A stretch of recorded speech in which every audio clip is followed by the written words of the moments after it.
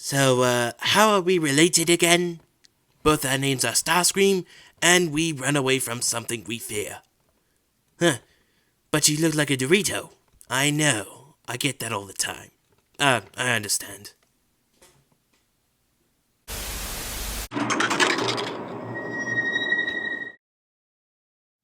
Sup guys, and in this video, we're going to be taking a look at the old Transformers Studio Series Revenge of the Fallen number 21 Voyager class Starscream. Now, first off, this figure's a complete repaint, because here's the original, yeah.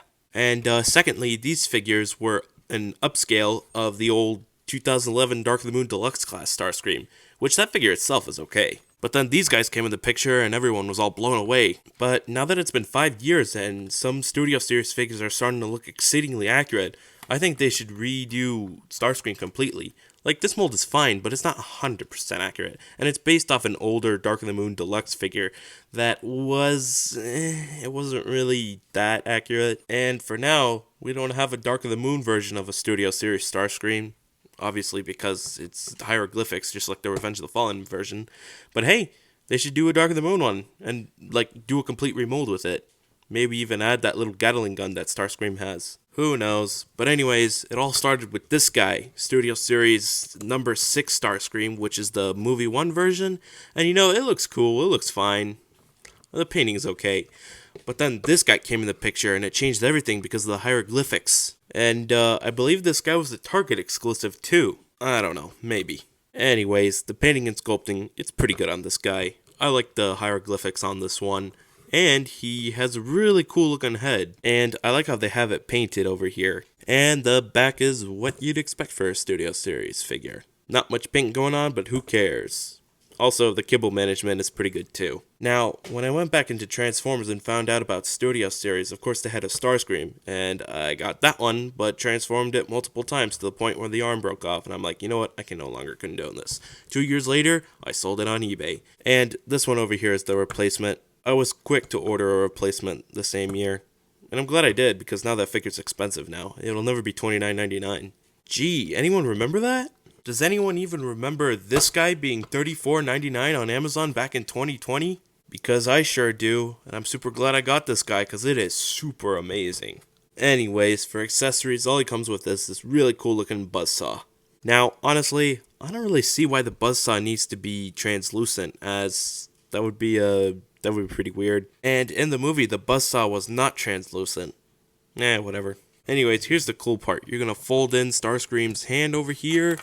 And then you're gonna plug in his buzzsaw, and there you go. And I like that. I like it a lot. And if you want, you could plug in the buzzsaw right here, but obviously it's not gonna do anything. Oh, and if you have Studio Series Leadfoot, you could just plug in his little Gatling gun onto Starscream. So yeah, Starscream's got his own looking Gatling gun. And honestly, this looks pretty accurate. Oh, and you could also plug in Movie 1 Starscream's missile launcher into Movie 2 Starscream's hand. So yeah, he looks a little overkill right here. Oh, and check it out. Here he is next to the Movie 1 Starscream. Looks like they're about to go fight Megatron, kind of like in Transformers Prime, when Starscream cloned himself a few times. And for weapon storage, you could put the accessory anywhere you like.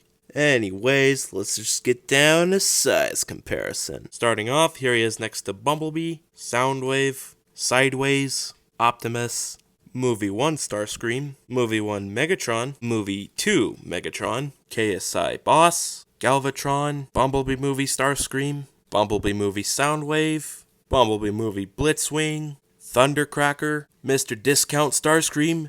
This is bad comedy. Legacy Blitzwing, Shockwave, Grinder, Movie 3 Megatron, and last but not least, The Fallen.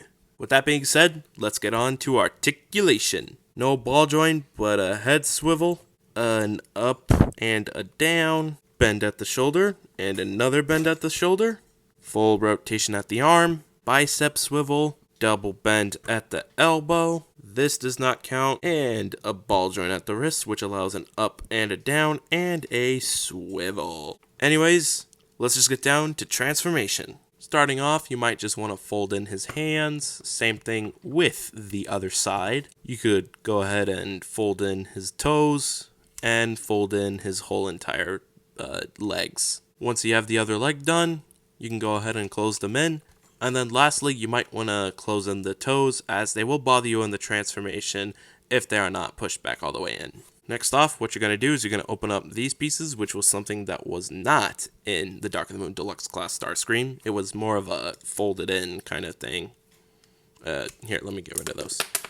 It was more like that. Yeah, that looks ridiculous. Next, what you're going to do is you're going to push this up, open this up, and move all of these. Move this whole assembly down, and then open the crush piece up, open this whole plane or nose section up, close that in, and yeah. And make sure you just go ahead and close these in. For some reason, these like to close. I mean, not close. They like to tab off every time you try to close them in. That's annoying. Next, what you're going to do is you're going to move the whole arm assembly up, fold it in right there, and then gently push this in. And then this tab right here will peg into that slot right there. And then this slot right there will peg into that tab when you just simply push the whole assembly down, just like that. Same process will apply to the other side. You're going to go ahead and close this in, and then close that panel in as well. Next, what you're going to do is you're going to open this up, move it all the way inwards like that, tab it in, open this up, and then close these whole assemblies in, and there you go. And then for landing gear, you're going to push these down, open this up, push that down as well, and there you go. Now for jet mode, this looks really cool. They really did a pretty good job on the plane mode. I like how they have the hieroglyphics there, especially the Decepticon symbols and some of the Cybertronian symbols as well. And that nose looks amazing too. They even added the thrusters, which I think is pretty cool. But when you flip it, you know what? It's not bad. The kibble management is pretty good here. If you look at the plane mode on the top at a certain degree, you won't be able to see any of the kibble. And for weapon storage, you're given plenty of options, as putting it in that tab over there, or putting it in this slot over there as well, or tabbing these two slots onto those little pegs right there, just like so. And yeah, it kind of looks weird because it starts sticking out if you look at the plane mode on the top. Honestly, it would just make more sense if the little missile launcher was in the back, because then it looked like he'd have rear defense if somebody was chasing him. You know, this isn't too bad, but what I like to do is I like to fold them in so that way it doesn't really expose too much of the pieces when you look at the plane on the top. Oh, and for that, just don't do that. Don't do that. And if you still have Revenge of the Fallen Soundwave stand, you could plug it onto the little hole right there, and it will actually hold the plane in place, just like that. That looks pretty cool. So, yeah, liftoff, I guess.